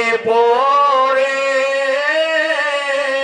কলিজা কাঁপে তোরে তোরে ও আজরাইল আসিলে পরে কলিজা কাঁপে তোরে তোরে ও ঘূর্ণিদানে পড়বে রে মন ঘূর্ণিদানে পড়বে রে মন নবী বিনে নাই উদ্ধার সময় থাকতে নূর নবীজির রোসার সময় থাকতে নূর নবীজির আমাদের যখন আজরাইল আসবে তখন কি আর খবর থাকবে? আর কোন খবর থাকবে? আজরাইল যখন আসবে তখন আমাদের আর কোনো চিন্তা থাকবে না। একটা সময় আপনাকে সময় দিবে না, একটা সময় আমাদেরকে একটু সময় দিবে না। তাপামাইরা জানটা কবজ কইরা তাহলে তোরাই পড়ার দরকার আছে? না অহংকার করার দরকার আছে? তোরাই পড়ার দরকার নাই, অহংকার করার দরকার নাই। এই কারণেই বলে গোলে মদিনা দরবার শরীফের মহান মুর্শিদ কেবলা কাফিতে রাখছেন আজরাইল আসিলে পরে কলিজা কাঁপে তোরে তোরে ও ঘূর্ণিদানে পড়বে রে মন ঘূর্ণিদানে পড়বে রে মন নবী বিনে নাই উদ্ধার সময় থাকতে নূর নবীজির রোসার সময় থাকতে নূর নবীজির আরে দুই নয়নের পানি ছেড়ে কাঁদবেন নবী সেজদায় পড়ে ও আমার নবীজি কি করে? উম্মতি রাব্বি হাবলি উম্মতি উম্মতি রাব্বি হাবলি। উম্মতি তিরমিজি শরীফের হাদিসের মধ্যে আছে হাসরের মাঠ যখন কায়েম হয়ে যাবে, হাসরের মাঠ কায়েম হয়ে গেলে মানুষ নাফসি নাফসি করতে থাকবে, ঠিক আছে চতুর্দিকে নাফসি নাফসি করতে থাকবে। মানুষ পেরেশান, নিজেদের ঘামে নিজেরা ভিজে সাঁতার কাটবে, পেরেশান হয়ে যাবে। এক পর্যায়ে সবাই দৌড়াদৌড়ি করতে লাগবে, হায় হায় কোথায় গিয়ে বাঁচা যাবে? এত কঠিন পেরেশান, এত কঠিন মুসিবত আমাদের জন্য নিজেদের গ্রামে নিজেরা সাথে থাকবে।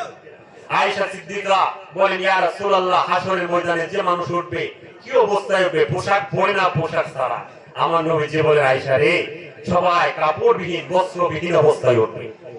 ইয়া রাসূলুল্লাহ এত কঠিন মুসিবতের সময়, এই সময়ের মধ্যে দুনিয়ার মধ্যে যখন আমরা ছিলাম বস্ত্র অবস্থায় ছিলাম, 100 টাকা অবস্থায় ছিল, কিন্তু হাসরের ময়দানে কেন বস্ত্রহীন অবস্থায় হবে? আল্লাহর হাবিব বলেন আয়েশা রে এত কঠিন এত মুসিবতের সময় তখন হবে নিজেদের গ্রামে নিজেরা সাঁতার কাটবে, আদাত পরে মাথার মধ্যে সূর্য থাকবে। আয়েশা সেদিন পেরেশান হয়ে যাবে মানুষ, তাদের একজন আরেকজনের বস্ত্র দেখবো দূরের কথা, শত দেখবো দূরের কথা, নিজেদের দিকে তাকানোর মতো ক্ষমতা তাদের হবে না। আর নিজের শরীরে কাপড় আছে কিনা সেটাই মানুষ জানবে না। অবশেষে দৌড়ে মানুষ চলে যাবেন আদম ও সফিউল্লাহর কাছে, গিয়ে বলবে ও বাবা আদম আপনি আমাদের আদি পিতা, আপনি আমাদের জন্য একটু সুপারিশ করেন, আমরা বড় পেরেশানে আছি আপনার সন্তানরা। আদম আলাইহিস সালাম বলবেন নাফসি লাহা, আমি নিজের জন্য নিজে পেরেশান, নিজের জন্য নিজে পেরেশান অবস্থায় আছি। আদম সফিউল্লাহ যখন এই কথা বলবেন সমস্ত মানুষ দৌড়ে চলে যাবে নূহ আলাইহিস সালামের কাছে। নূহ নবিউল্লাহ ও আল্লাহর পয়গম্বর আপনি আমাদের পরিত্রাণ করুন, আপনি আমাদের জন্য একটু সুপারিশ করুন। নূহ আলাইহিস সালাম বলবে আমি নিজের জন্য নিজে পেরেশানির অবস্থার মধ্যে রয়েছি, নাফসি লাহা করতেছি। এবার আমরা সবাই চলে যাব, সমস্ত মানুষ আমরা চলে যাব মুসা কালিমুল্লাহর কাছে। মুসা কালিমুল্লাহ আপনি আল্লাহর সাথে কথা বলতেন, কালিম ছিলেন, আপনি আল্লাহর সাথে কথা বলতেন তোর পাহাড়ের মধ্যে, আপনি একটু আমাদের জন্য সুপারিশ করেন। মুসা আলাইহিস সালাম বলবে আমি তোমাদের জন্য কিছু করব না, আমি তোমাদের জন্য কিছু করব না, বরং আমি নিজের জন্য নিজে পেরেশান আছি। নারে তাকবীর, আল্লাহু আকবার, নারে রিসালাত, ইয়া